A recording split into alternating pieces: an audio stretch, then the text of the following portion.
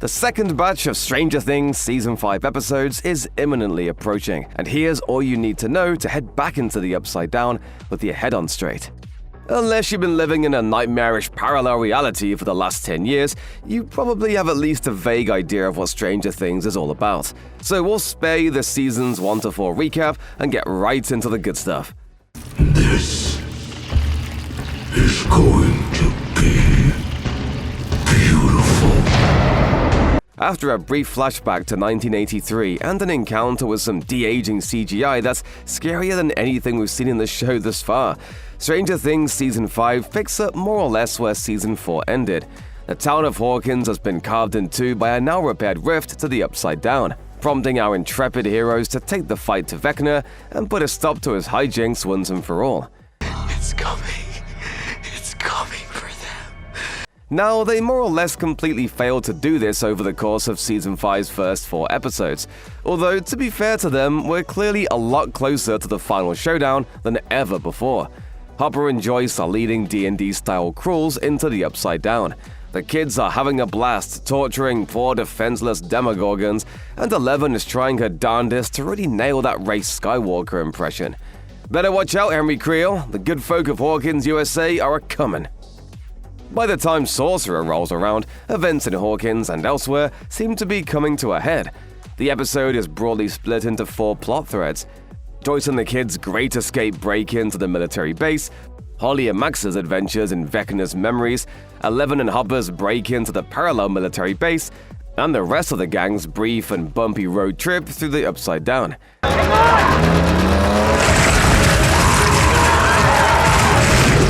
Towards the end of the episode, Eleven's plan to kill Vecna hits something of a snag when it turns out that Vecna isn't inside the Upside Down military base after all. Instead, the being she's been sensing in that secret room is dun-dun-dun, Callie. You know, number 8. From the superhero punk story arc everyone collectively chose to forget all the way back in Season 2. Anyone? No? Okay, well things get a lot more shooty elsewhere, as a veritable army of Demogorgons turns up in the real-world Hawkins to take on the military. Soon enough, Vecna himself appears. He reveals a few tasty details about his motivations so far. Some minds, it turns out, simply do not belong in this world. Before, kinda just strolling away. The episode then wraps up with a much more consequential reveal. For some reason or another, Will Byers has magic mind powers. After drawing strength from an earlier episode with Robin, Will uses his newfound abilities to kill off the attacking Demogorgons, saving his friends and giving him a mild nosebleed, which by this point has more or less become the show's mascot medical condition. The emergence of Will's powers is by far the most important moment in the first half of Stranger Things' 5th season. A real full-circle moment, considering this is a kid whose disappearance kicked things off all those years ago. The cliffhanger of Sorcerer changes the game not only for Will himself, but also for Vecna, the Upside Down, and the whole town of Hawkins. Obviously, since Will's powers only show up in the final moments of Volume 1's final episode, we don't know much else about them right now. That said, it's a safe bet that they've got something to do with Will's connection to Vecna, which in turn makes him a kind of offshoot of Eleven's own powers, hence the neat parallel of Will's bleeding nose. It's worth noting, however, that we've only ever seen Elle disintegrate a single Demogorgon. Will's ability to control and destroy many at once actually seems to be a considerable step up on her powers. This all bears the question then, what comes next for Will? It's hard to say how his powers stack up against Vecna's, but we can probably assume that the big bad of the Upside Down won't be best pleased to hear that his victim can Thanos snap away an army of Demogorgons with a single thought. Is this all a setup for Season 5's final showdown? Could we see Will actually use the Demogorgons against Vecna? And who would win in a 3-way fight between Will, Vecna, and Eleven? Your guess is as good as ours. If Will Byers is the great lever of Sorcerer, then the story Robin tells him halfway through the episode is his fulcrum. As they explore the underground tunnels leading to the Hawkins military base, Robin speaks to Will about a crush she once had on a girl named Tammy. It was right then and there that I knew she was the one. That with Tammy, I would finally be able to be myself. As it turned out though, Tammy was in love with Steve, a revelation that broke Robin's heart. Yet this tale of unrequited love led Robin to a better place after all, as she came to find self-acceptance in some old home movies. I felt so free. It's like I could fly, you know? Like I could finally be Robin. This is a genuinely lovely moment among all the madness of the Volume 1 finale, and it works on two key levels. Firstly, it acts as kind of a thesis statement for Stranger Things as a whole. A troubled youth finds joy in the power of childhood nostalgia, and quietly suggests that we may get a happy ending to this whole story after all. But there's something else at work here too. Aside from Will, Robin is the show's most overtly LGBTQ character, and her doomed crush on Tammy is a clear parallel with Will's unrequited love for Mike. It's not a coincidence Will draws on Robin's story to use his powers at the end of Sorcerer either. Essentially, this is a moment in which a young gay kid overcomes his fears, finding strength in who he is and becoming, in Robin's words, free. Credit where credit's due, it's pretty remarkable that one of the world's biggest TV shows would balance its climax on something like that. Eleven has always been one of the most enigmatic characters in Stranger Things, and while we now know basically everything we need to know about her origins, there's still the matter of her future to clear up. We get the clearest hint about this in The Crawl, when Elle sits down with Mike to fantasize about life after Vecna. In my campaigns, if the party wins, then they all live happily ever after. By the time Sorcerer rolls around, however, you can't help but wonder how far Eleven's gonna have to go before she gets that happy ending. Her plotline with Hopper is much darker and a little weirder than the others. Among other things, Elle uses her powers to get inside a soldier's head, snaps another soldier's neck, and flouts nearly every rule about the safe use of scissors.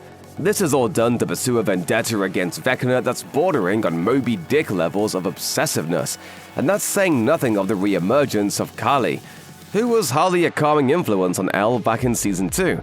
Now, we're not saying that Elle and Mike won't get to walk off into the sunset, or waterfall, or whatever at the end of the series finale, but we've got a long way to go until then, and it stands to reason that things are gonna get a lot darker for everyone's favorite little science experiment before then. Henry Creel is the linchpin of the Stranger Things story. He's Eleven's nemesis and Will's childhood tormentor, as well as the gravest threat Hawkins and the world has ever known. Heck, there's a reason they made a whole stage show about him. To paraphrase the tagline of a classic work of cinema, Vecna's web connects them all. It's time for your suffering to end. By now, we know quite a lot about the life of Henry Creel. We know he used to have a sort of symbiotic relationship with the Mind Flayer, which began after he first traveled to Dimension X in the 1950s. We also know he killed his family and ended up in the quote-unquote care of Dr. Brenner and the Hawkins National Laboratory. And of course, we know that he once asked Eleven to join him in eradicating mankind, before, all this happened. Despite all that though, Vecna's ultimate plan hasn't really become clear, even as we approach the show's final phase. It stands to reason that he still wants to destroy all of humanity, and the youth of Hawkins clearly have some role to play in his grand scheme. His attempts to kidnap 12 children in Season 5 may have something to do with Season 4's reveal that killing kids weakens the connection between our world and the Upside Down. But how is it all supposed to come together? That's a lot harder to say. Perhaps the only thing that is certain is that, in the end, Vecna will lose. After all, his plan relies almost entirely on this appraisal of his victims. Weak in body and mind. An appraisal that Will proves wrong pretty much immediately at the end of Sorcerer. So yeah, we can probably assume that Henry Creel's days are numbered. Really, the bigger question is what it will take to finally bring him down. Okay, so let's talk death. Season 5 Volume 1 has one big fake-out in the form of Hopper's not-quite sacrifice to take down not-quite Vecna, which means basically everyone who matters is still alive and kicking when the credits roll on Sorcerer. This means one of two things. Either Stranger Things is going to pull a Guardians of the Galaxy Volume 3 for its 5th season and nobody will die, or something very big and very consequential is coming down the road. We're gonna guess it's the latter, mostly because the TV show that murdered Sean Astin before our very eyes is hardly gonna pull punches in its final chapter. So, who's due to get chopped into tiny pieces by Vecna before the season's out? Well, we know who's not: Hopper. It's vanishingly rare for a show to build up and then fake out a character's death before actually killing that character later on. This is because writers know the limitations of narrative speech and the audience's patience. When you spend valuable tension on a fake-out like that, there's little value in putting that same character in mortal danger later on, whether they actually die or not. For that reason, Hopper's probably safe for the rest of the season, but that doesn't mean much for anyone else. Maybe Joyce will give her life to save her son. Maybe Elle will die taking down Vecna. Maybe Steve and Dustin will drive that car right off a ravine in the Upside Down, Thelma and Louise style. At this point, all bets are off.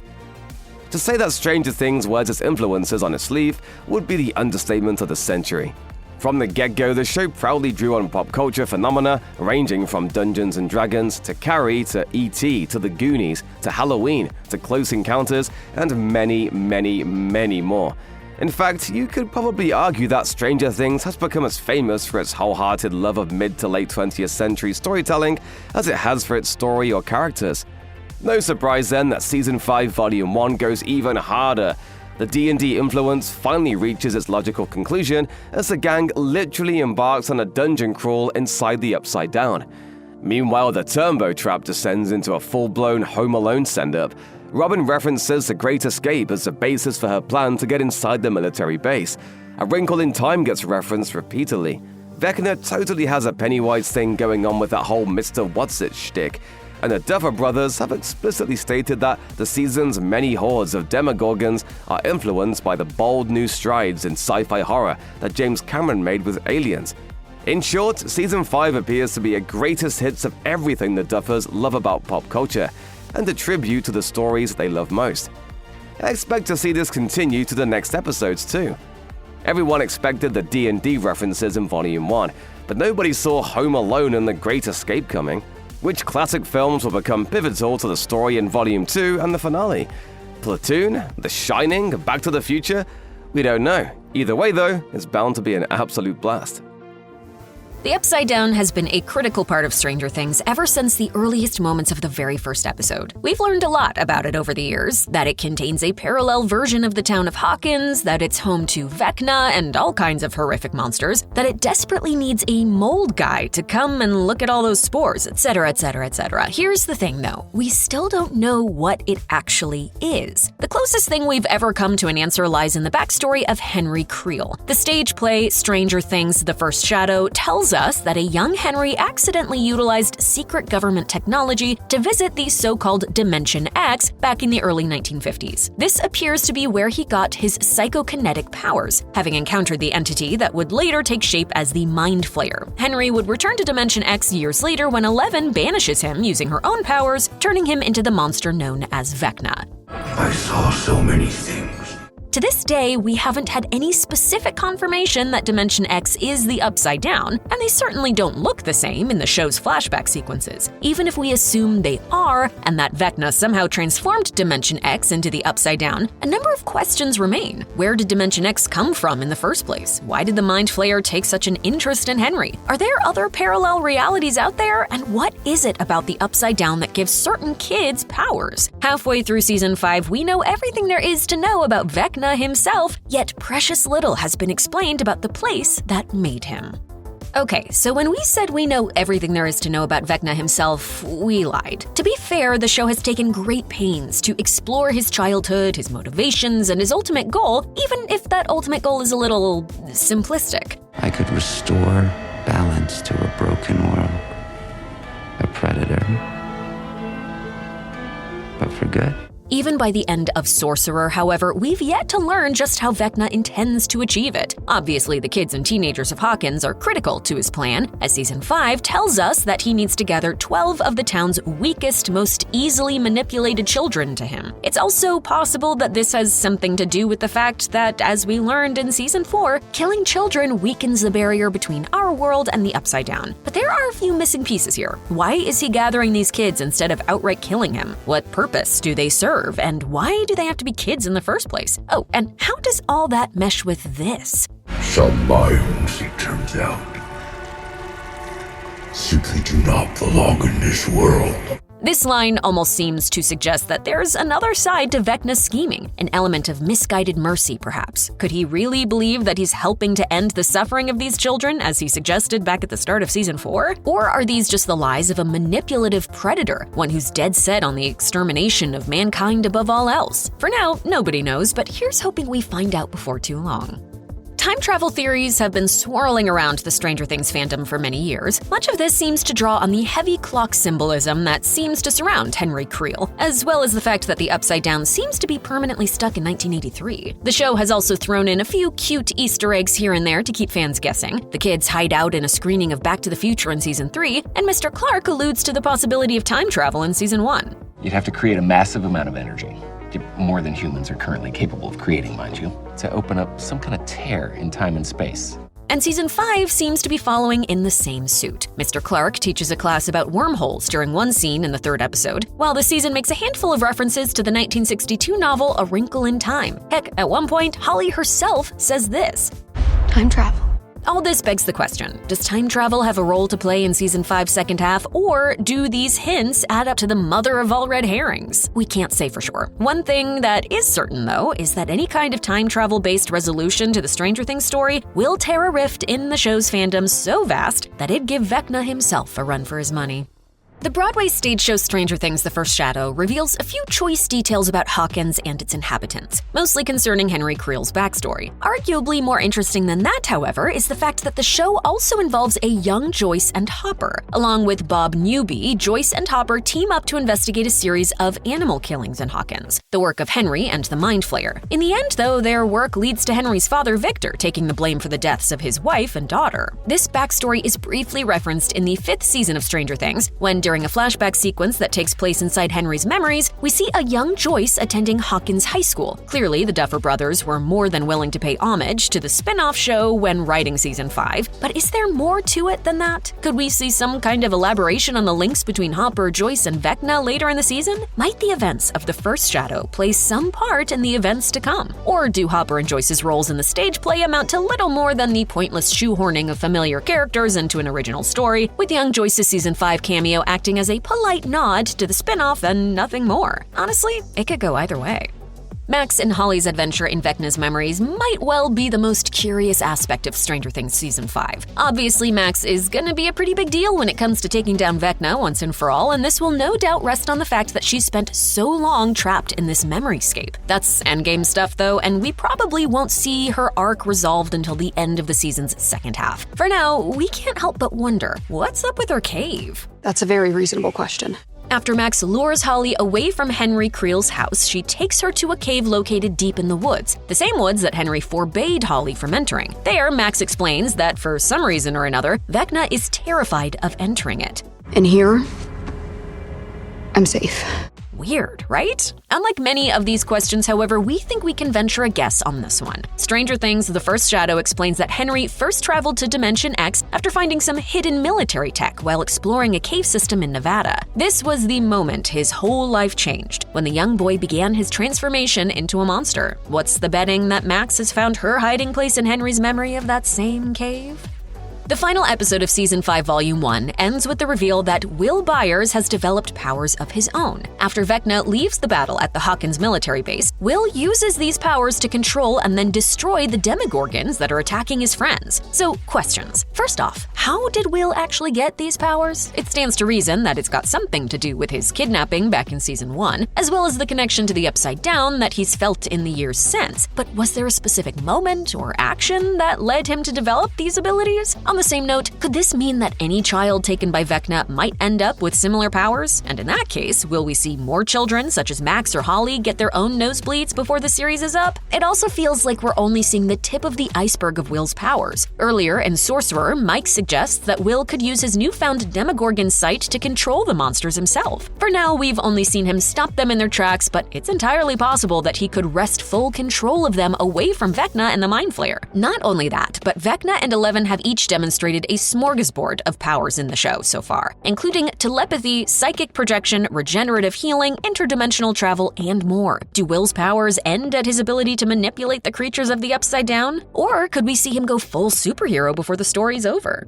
Early on in Season 5, Hopper and Eleven discover a huge, fleshy wall inside the Upside Down. Aside from being, kinda gross, this wall is covered in sacks filled with the same substance that Vecna used on Will in the first episode's flashback sequence. As Dustin figures out, it also forms a complete circle, with Hawkins' lab located right at the center. What are the chances that the center of this wall just so happens to be in the very place where all of this started? Oh, and for some reason the military seems to know exactly what it is. So, what is it? Well, it's obviously related to Vecna in some way. Gross Will sacks notwithstanding, Elle theorizes that Vecna must have taken Holly through it when he abducted her, hence why she's unable to use her powers to bypass it. The wall also bears a striking resemblance to the mural Will paints in the 4th episode, which itself seems to be a kind of map or blueprint of Vecna's domain. It makes sense then that the wall forms the edge of Vecna's secret hideout inside the Upside Down. But even if that's true, a few questions still need answering. For example, how did he construct it, if indeed he was the one who did? Why does it dampen Elle's powers, and how can anyone get past it? And why does the military seem so blasé about it all? More questions, but we've got a feeling the next few episodes will answer at least a few of them.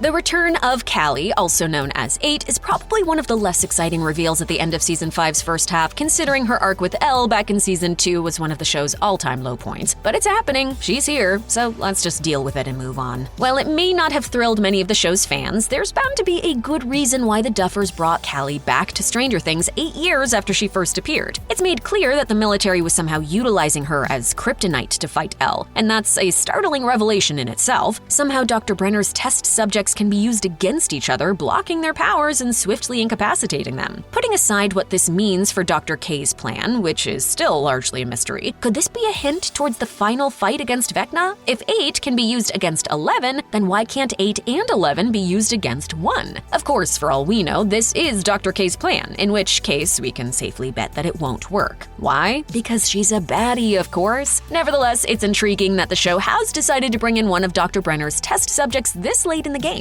Now Will has developed abilities of his own. This means that we've got no fewer than 4 superpowered entities in play, and we could see more turn up in the latter half of the season. So while the show clearly has plenty of questions to answer in Volume 2 and the finale, one thing is a dead cert. Stranger Things is about to get real crazy real fast.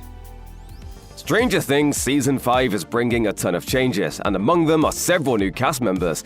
Some are well-known stars, but you might be surprised when you've seen the rest of them. With Dr. Brenner out of the picture, there's a new character stepping into the power vacuum and continuing the hunt for 11. Dr. K is the new top mad dog in town, a character that Netflix pretty accurately described as smart and intimidating, someone who ruthlessly pursues her goals. Who better to own a role like that than Linda Hamilton? She's as iconic as the characters she plays, and no stranger to smart, intimidating characters. She shot to fame in The Terminator as Sarah Connor, whose simple 80s world is thrown into turmoil when a killer robot from the future shows up to hunt her down. But it was probably Terminator 2 Judgment Day that made her a bona fide star, by evolving Connor into a resourceful, world-weary warrior who will do anything to protect her son, the future savior of humanity. I'll be back. More recently, you've probably caught Hamilton as Connor once again in Terminator Dark Fate, as General Wright in Resident Alien, or as Eve in TNT series Claws. And those are just recent roles. Audiences of any age are bound to recognize her, whether you're talking about something like her arc in Chuck in the early 2010s, or her turn as the mayor of Dante's Peak in, well, Dante's Peak. With a career spanning decades and a very pointed 80s claim to fame, Hamilton is the perfect casting choice to step into the world of Stranger Things. Joining Dr. K at the military lab is Robert Ackers, one of K's henchmen who's the tip of the spear in the hunt for 11. Filling those shoes is Alex Breaux, who's no newcomer to Hollywood, even if the name doesn't immediately ring a bell. Standing at a towering 6'4", Breaux's had recognizable roles in dozens of projects over the past few years. Working backwards, you may know him as Wild Bill Hickman in Netflix's American Primeval. Or maybe you caught his work as Oklahoma City bomber Timothy McVeigh in Showtime's Waco: The Aftermath. And maybe, just maybe, if you happen to see the Broadway run of Stranger Things: The First Shadow at the Marquee Theater in New York, you caught Breaux's work as a different Stranger Things character, Dr. Brenner. He's also been a familiar face on the indie scene, taking starring and co-starring roles in more under-the-radar projects like the 2019 horror film Depraved and 2021's war drama Foxhole. He's been steadily building a career based on tough, unique characters, and even if you haven't caught Breaux's work prior to Season 5 of Stranger Things, you're bound to see him a whole lot more in the future. One of the problems with working with young children on a show that runs for most of a decade is that children have a tendency to grow up. It's possible that the Duffer Brothers didn't know they'd have a global sensation on their hands when they cast the first season of Stranger Things, or maybe they just figured they'd roll with whatever happened later on down the line. Either way, Season 5 sees a recasting of the youngest Wheeler, Holly. Holly was 3 years old in Season 1 and was actually portrayed by two different people, identical twins Aniston and Tinsley Price. Since Holly has genuinely been a background character, the Price sisters only appeared in 8 episodes between 2016 and 2022.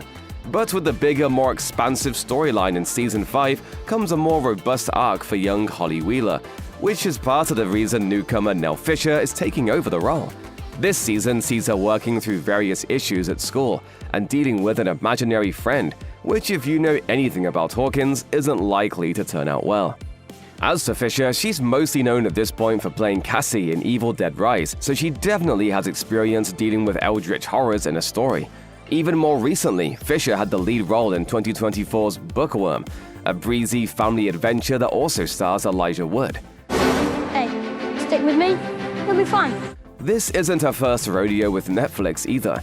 In 2023, Fisher appeared in the streamer's interactive film Choose Love, an experiment in letting audiences choose their happy ending by selecting the choices they want the characters to make. Fisher has clearly had a strong start in the business, and with Stranger Things under her belt, we have a feeling her young career is just getting started. It's been it feels sort of surreal. I mean, it's been such an amazing experience. Another brand new face in this season of Stranger Things is that of Derek Turnbow, one of Holly's classmates who gets swept up in the dangers when Vecna makes his final bid for Hawkins. Stepping into the role of Derek is a young actor named Jake Connelly. Where do you know Connelly from? We'll be totally honest, probably nowhere. He's not only a newcomer to the cast of Stranger Things, but a newcomer to Hollywood in general. His only previous credit is in a 2022 short film called Between the Silence. So although he isn't coming into the role with the on-set experience of most of the other cast, we'd be willing to bet that if he was a final choice for a new character in the finale season of Stranger Things, it wasn't without good reason. This is the kind of role that serves as a springboard for a budding career, and Connelly can no doubt expect bigger things to come. Stranger Things has recast 2 kids for Season 5, and no, it's not the main ones. These 2 characters were pretty minor in their early appearances, but it seems like they'll have more to do in the show's final season. If you haven't refreshed yourself on Season 1 of Stranger Things lately, and you blanked on a Season 4 prison monologue, you may have forgotten that Police Chief Jim Hopper even had a biological daughter. He has been through a whole lot, and his relationship with his adopted daughter Eleven became more of the focus starting in Season 2. Sara Hopper was already dead by the time the events of the series started. Her death from cancer was what led up to Jim's divorce from his wife, Diane. It's also what drove him to move from New York back to his hometown of Hawkins. Much of this gets recounted in flashbacks during the Season 1 finale, as Joyce Byers freaks out while she and Jim go into the Upside Down. Jim recalls helping Sara with breathing exercises when she first showed signs of being sick. Honey, just breathe. Breathe. In and out. Slow. Later flashbacks showed Jim reading to a visibly sick Sara in the hospital, then Sara ultimately dying from her cancer. Sara then shows back up in another flashback in Season 4. As Jim sits in a Russian prison, he blames himself for giving Sara cancer because he worked with Agent Orange in Vietnam. He worries that he's doomed Joyce too. I sentenced her to death. Just like I did with Sara. But that's clearly reused footage from Season 1. It's the exact same shots for the actress who played in those flashbacks, Elle Graham. Yes, Nancy and Mike Wheeler have a younger sister. It's perfectly understandable if you barely noticed because little Holly was pretty much always just in the background. She rarely spoke, even in the episode that bears her name, Season 1's Holly Jolly. Wait, did you see something? Yeah. What did you see? Tell me, what did Joyce. you see? That moment where Holly follows Joyce's flickering Christmas lights into Will Byers' room and sees a Demogorgon is probably her biggest in the first 4 seasons of the show. Her belongings, at least, do have a pretty major impact on season 4 though. Max borrows Holly's crayons at one point to draw her visions of Vecna's lair, while Dustin fills her mind with scary stuff. Freddy Krueger? He's a super burned up dude with razors for fingers, and he kills you in your dreams. Dustin, seriously? Later, the heroes steal her light bright so they can communicate with Eddie, Nancy, and Steve, who are trapped in the Upside Down. Holly's limited screen time and dialogue were by design. Like a lot of little kid characters, she was played by twins Aniston and Tinsley Price. They were only around 4 years old when the show started, and there are strict Hollywood rules for how much very young children can work. Those restrictions seem to continue even as the twins got older in later seasons. Stranger Things is in its endgame now, and we're starting to get an idea of where the show is going, and it might feel a little familiar. We are all time travelers if you think about it. It's been a while since we've seen Mr. Clarke give an off-the-cuff science lesson about something that ends up being exactly the way things happen, so there's no way it's a coincidence that he popped back up in Season 5 to give a lecture on wormholes. Just think of all the places mankind could go. Another galaxy, another time even. In your normal pop fiction sense, wormholes are shortcuts through space-time. You know that scene in sci-fi movies where someone folds a sheet of paper in half and pokes a pencil through it? Yeah, that thing. The implication of Mr. Clarke's little speech is that in addition to transporting someone through space, a wormhole could also be used to send someone through time. We're pretty sure that's going to be really important later on. Stick with us here because there's more. On its own, having Mr. Clarke talk about time travel isn't particularly noteworthy. What really makes it stand out, though, is a scene that comes later on in episode 4 when Will paints his impression of the Hive Mind on a barn wall. As a few people have noticed, it's strikingly similar to the drawing of the wormhole Mr. Clarke had on that chalkboard. Coincidence? We don't think so.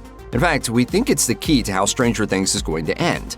He's interpreting the Hive Mind as visually similar to an Einstein-Rosen bridge because Vecna's plan is to harness time itself to take over the world. But it's not going to work. Why? Time travel. Someone, probably Eleven or Will if we had to guess, is going to use Vecna's time powers to change the past and save Hawkins and everyone who ever died at the hands of Vecna and his upside-down friends. The show has already given several hints that Vecna has at least some control over time. If you recall, one of the biggest reveals was in Season 4 when he showed Nancy a vision of the future, with a rift to the Upside Down overtaking Hawkins and unleashing an army of monsters on the town. In the next episode, some of the elements of that vision came to pass, namely a big fiery rift opening up in the ground. But it also suggests that Vecna doesn't have total control over time or fate. After getting the vision, Nancy says that she saw her family, including her mom, dead after the invasion. That almost happens, but Karen survives a Demogorgon attack because Nancy shows up in time to get her to a hospital. So even though Vecna may be able to see a possible future, that outcome can still potentially change. Could the same be true of the past? Now, it's tempting to say that Stranger Things has been dropping breadcrumbs for a time travel climax for a while, but it's also pretty easy to cherry-pick bits of dialogue and plot points in hindsight. Just because someone said something once doesn't necessarily mean it was an intentional clue in some overarching plot leading up to some big reveal. That said, it's also pretty hard to ignore a pointed reference in Season 4 that the Upside Down may very well be stuck in a time loop in 1983. In Episode 7, when Nancy, Steve, Robin, and Eddie go to the Wheeler house in the Upside Down, Nancy expects to find a gun in a shoebox in her closet. Instead, she finds shoes. I threw these away years ago. Then she sees the flashcards she'd been studying with in Season 1, and because the show wants to make sure you get the point, she picks up her diary with the last entry dated November 6, 1983, the day Will disappeared. It's a loaded implication, suggesting that although the Upside Down parallels Hawkins in space, in time it's tethered to that fateful day in 1983. We're in the past. How hard could it be to use that as a doorway to the past to change everything? Okay, so that's some decent evidence for a wormhole theory, but that's not all we've got. We and other speculators aren't just basing this off of a lesson in a science class. That you could call coincidence or a red herring. We're also taking a page out of a literature class. What's one of the first things we see in the opening of Season 5? After the flashback during the Hawkins catch-up montage. It's a busy scene at the breakfast table, and what's Holly Wheeler distracted by? A good book. Which book? A Wrinkle in Time. Not to get too into it, but the book is exactly what it sounds like. A story about traveling through worlds, through time, through a tesseract. The same thing you might have seen in the time travel scene in Interstellar. Think about it. This book is one of the first things we see in the season. We come back to it multiple times. The book informs Holly's view of what the Upside Down is and who Vecna is, much in the same way that D&D does for the rest of the crew. From a writing perspective, this is not the kind of thing you lay in with such emphasis unless you're doing one of two things. One, you're painting a red herring about a time travel plot, or two, you're actually doing it. Now, assuming that we're onto something, do you want to guess how A Wrinkle in Time ends? Well, the short version is, after a long and fantastic journey with mythical beasts, dark planets, trauma, strife, and loss, the heroes of the story defeat the malignant force opposing them, ultimately returning right to the moment their adventure first started. Our heroes have grown, but the world has been put right. Is it really such a stretch to think that Stranger Things, a show that's some 50% references at a minimum, would riff on this concept for the big climax? Speaking of riffing, the execution here could go a number of ways. The obvious one is through Will. You showed me what was possible. We know from the end of episode 4 that Will has a kind of psychic power now. Specifically, according to an interview with the Duffer Brothers by Variety, Will has the ability to channel Vecna's powers. In Ross Duffer's words, the powers aren't within him. He's able to channel these powers from Vecna and use it, sort of puppeteering. So while the nosebleed and the posture make the powers look like 11s, Will's are specifically the result of his connection to the Hive Mind. That's not a guess, that's according to Matt Duffer. He taps into the Hive Mind, and then he can manipulate anything within the hive. You'll see how far he can take it as you continue to watch. What's the furthest Will could take it? Assuming Vecna does have some sort of power over time, Will could puppeteer that power to use it himself. Story-wise, it works. Vecna underestimates Will. Will underestimates himself. It's a self-empowerment narrative serving as a plot device. He wouldn't be pulling a time portal out of nowhere like a Rick and Morty episode. It's time travel as the climax of a character arc. If that happens, it kind of doesn't matter how it specifically works. Maybe our heroes harness Vecna's powers to go back and save young Will from the Upside Down and stop Vecna, or they stop him from going in the first place. Or maybe they stop young 11 from sending Henry to the Upside Down. Or they stop her from opening the first portal. Or even better, they stop 11 from taking the control chip out of Henry's neck. Now that we've established, we think, a pretty solid theory, here's some smaller links in the chain that feel like hints to us. Like this part, Season 3 Back to the Future. More like Back to the Past. What? Another sign that time travel might be a major plot point is Henry/Vecna's fixation with clocks. Dude loves clocks. Sure, maybe they're just a representation of the fixed order that he's trying to break, like he says, but when he's explaining how he began harnessing his powers, we're shown a very specific shot of him manipulating the hands of a clock, not just moving them, but moving them backwards. I could make my own rules. I could restore balance to a broken world. You could take that as a metaphor or as a sign that he's gained power over little gears, but we say it's foreshadowing his ability to turn back time in a more literal sense. Is this really so far-fetched? Think about it. We've seen tons of characters physically traveling through memories and interacting with them. Could it be possible that instead of memories, they were actually visiting the moment those memories happened? Could they have actually been in the past? When Victor Creel was trying to stop whatever was killing his family, spoiler, it was Henry, he found himself in a memory maze that took him back to war-torn France. And Nancy gets taken back to the moment Barbara was killed in the upside-down swimming pool, then gets a tour of little Henry's happiest memories. Yeah, they're memories, but our point is, what if that's not all they are? When I kill someone, I never forget. That's just a few examples. Who's to say that the reason Vecna has a really good memory isn't because, to him, time is meaningless? He might just have access to any moment in time he wants. It's a heck of a power, but if it was ever used against him, it could undo everything he's ever done.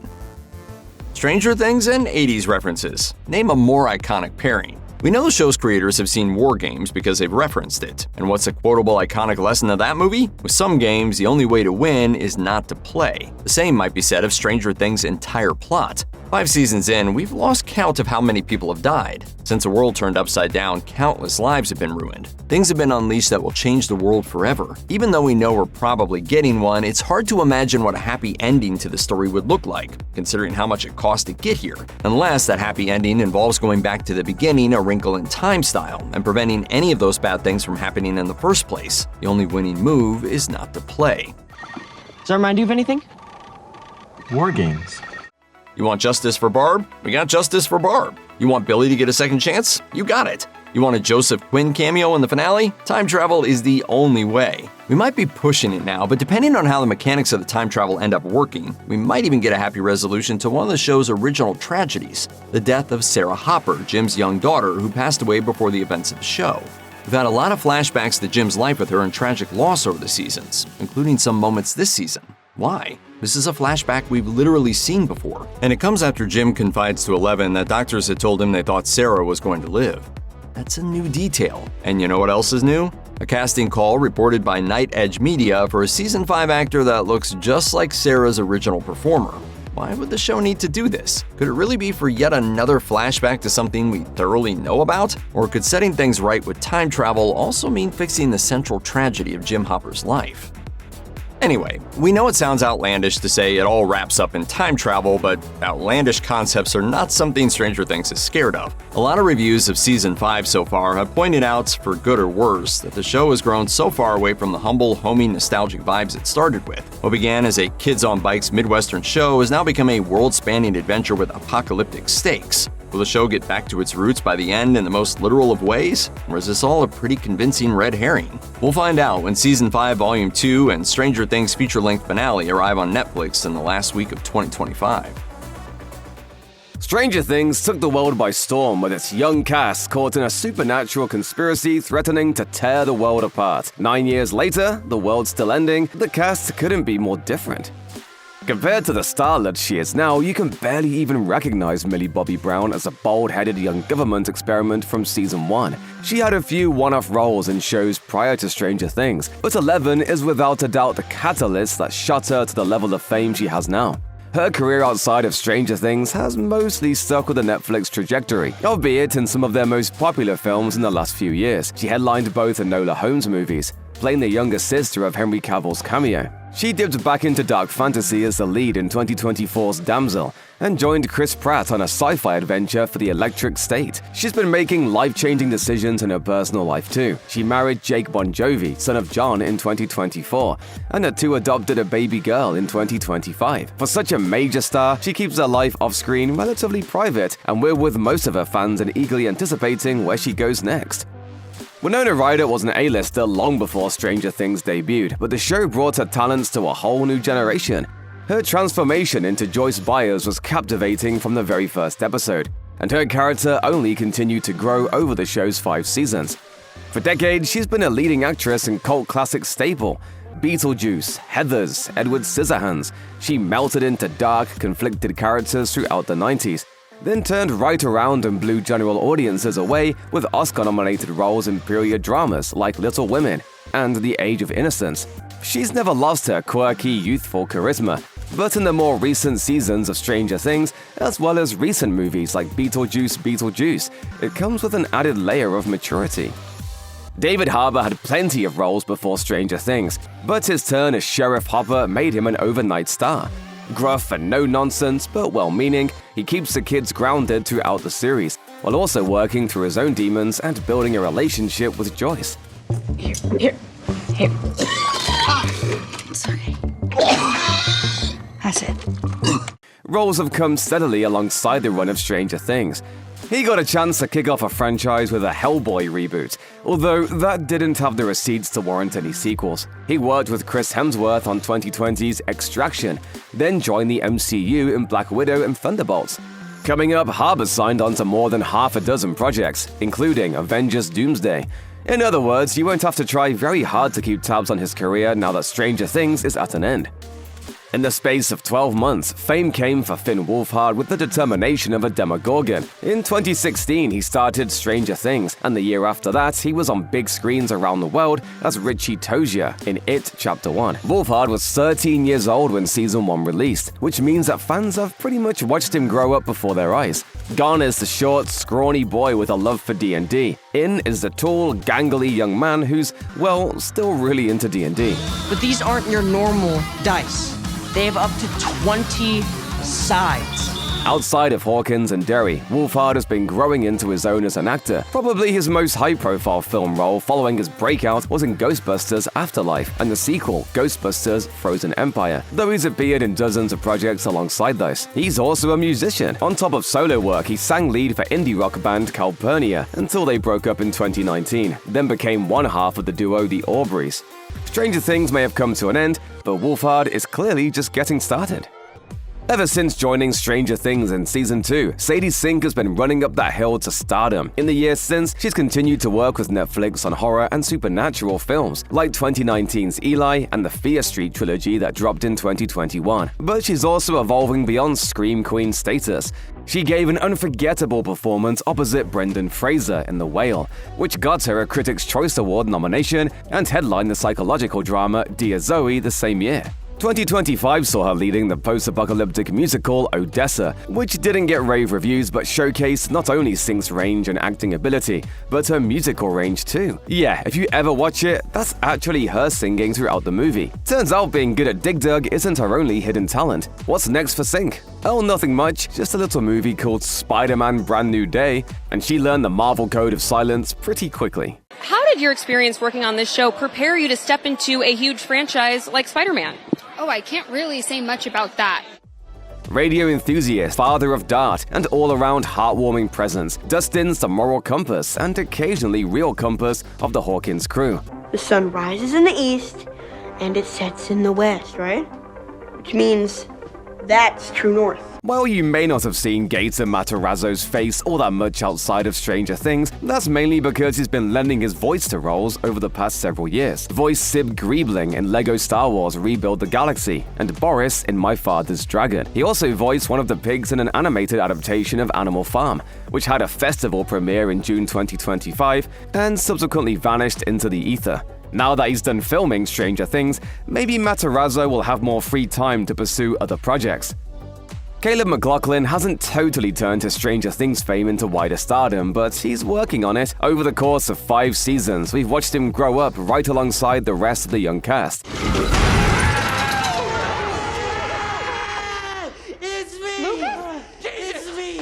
Like a lot of his co-stars, he apparently enjoys a lucrative relationship with Netflix. He appeared in Steven Soderbergh's experimental drama High Flying Bird, shot entirely on an iPhone, then received critical acclaim for his role as a troubled teen opposite Idris Elba in Concrete Cowboy. Natalia Dyer was acting way before the Duffer Brothers cast her as Nancy Wheeler. Her first role was in 2009 with a bit part in Hannah Montana the movie.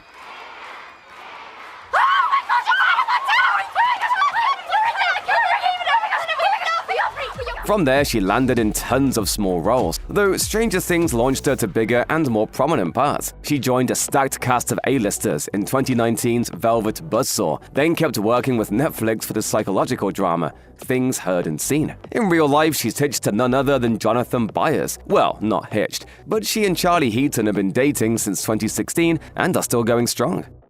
As the thoughtful, protective big brother to Will, Jonathan Byers never wavers in his core motivations across all 5 seasons. Charlie Heaton nailed the role to a T as someone who will always set aside his own problems for the sake of his family. Heaton's first big role after Stranger Things started was supposed to be the New Mutants, but due to no fault of his, the movie went through a troubled production process peppered with delays and studio compromises, and ultimately debuted to some pretty terrible reviews. His other horror movie, Marrowbone, got better reviews, and Heaton has since mainly stuck to more meditative dramas. Soulmates, No Future, and Billy Knight may have all gone under the radar, but they've racked up rave reviews for Heaton's performances. With a full head of hair and a weird blend of cocky innocence, Joe Keery, Steve Harrington may have started out as an antagonist, but by the end of the first season, it was clear that he'd be sticking around as one of the good guys. His career outside of Stranger Things has been eclectic but consistent, with roles in multiple offbeat films and shows. In 2018, he appeared in Slice, a supernatural horror comedy about a pizza store that's also a portal to hell. Man, I hate ghosts. Jackson, your mom is a ghost. Oh, great, yeah. Perfect, bring that up. After that came the dark satire Spree, the crime-fueled romance Marmalade, and the body horror film Cold Storage. Of course, there were plenty of mainstream projects in the middle too, like Season 5 of Fargo. Clearly, he likes roles that stay off the beaten path, and we're all for it. Oh, and like so many other Stranger Things stars, Keery also has a thriving career as a musician, playing under the name Joe. And don't worry, the hair is still there. The inciting mystery of Stranger Things centered on Will Byers, which meant Noah Schnapp often had the added challenge of acting alone in the world of the Upside Down, reacting to special effects that hadn't been rendered yet. Then he was unconscious while all the coolest stuff was happening at the end of Season 2. The following seasons inserted him into the main action more and more, and he's grown both as a character and an actor over the intervening 9 years, battling against the forces of a parallel world. By Season 5, he's still doing it, and he's still doing it with a bowl cut. But let's face it, that's a man's bowl cut. Since he doesn't get his haircuts in Hawkins in real life, a lot of Stranger Things fans might be hard-pressed to recognize Schnapp in his other roles. He was front and center in 2023's mystery thriller The Tutor, and had a smaller role in Adam Sandler's 2020 comedy Hubie Halloween. But if anything, his roles prior to Stranger Things acted as a showcase for what his career would evolve into. In 2015, he made his film debut in Steven Spielberg's Bridge of Spies, and voiced Charlie Brown in the Peanuts movie. With instant fame from Stranger Things coming hot on the heels of those two roles, it's been a whirlwind decade for the young actor. Although she had a strong presence in the second season, it really took until Season 3 for Priah Ferguson's Erica Sinclair to come into her own. That's when the script doubled down on all the comebacks and one-liners that catapulted her into a fan favorite for the rest of the show. Okay, well, what's the problem? The problem is, I still haven't heard Lucinda's for Erica. Prior to Stranger Things, her biggest credit was in an episode of the acclaimed series Atlanta, but since her breakout role started, she's been mostly focused on the continuation of Stranger Things, and hopefully enjoying her childhood. That's not to say that she hasn't shown up in other projects in the meantime. She popped up in the 2018 horror satire The Oath with Tiffany Haddish, and 2022 gave her a supporting role in the Marlon Wayans-led The Curse of Bridge Hollow. With more roles already in the pipeline after the Stranger Things finale, it looks like Erica was just the start of a promising career for Ferguson. Maya Hawke was a latecomer to the core cast of Stranger Things, joining in Season 3 as Robin Buckley, but she blended right in as Steve's partner in crime and Scoop's Ahoy co-worker. And by the time everyone sent the Mind Flayer back to the Upside Down, it felt like she'd always been part of the gang. Hawke is of course the daughter of Ethan Hawke and Uma Thurman, and if you couldn't tell in 2019, you definitely can now. She's grown into the features of both of her superstar parents, which you could see plain as day when she starred alongside her mom in The Kill Room, and it turns out that both of her parents are fans of Stranger Things. Yeah, they love the show. They were fans of the show before I was, actually. Off the screen, Hawke's been nurturing a music career and released her third studio album in May 2024. You can expect to see a lot more growth in the future too, since she joined the cast of The Hunger Games: Sunrise on the Reaping. May the odds be ever in her favor. Vecna made his first appearance in Season 4, so he hasn't had as much time as the rest of the cast to grow as a character. But even from his short time with them, he's proven to be just as endearing and courageous as anyone from The Right Side Up. Vecna was clearly inspired casting, with just the right bone structure, gravitas, and mass of fleshy appendages to nail the role. But he still needed to spend about 15 minutes in the makeup chair every day before shooting for what he calls a glow-up. Hey, that's just Hollywood! This was Vecna's first role, but you can see from behind-the-scenes glimpses that he slipped right into the flow of things and got along well with everyone. No! Sometimes he came to set, while other times a film crew went to his home to get the shots they needed. He told Variety in 2024 that working on Stranger Things was, quote, a real privilege. Well, the privilege was ours, Vecna. We can't wait to see where you go next.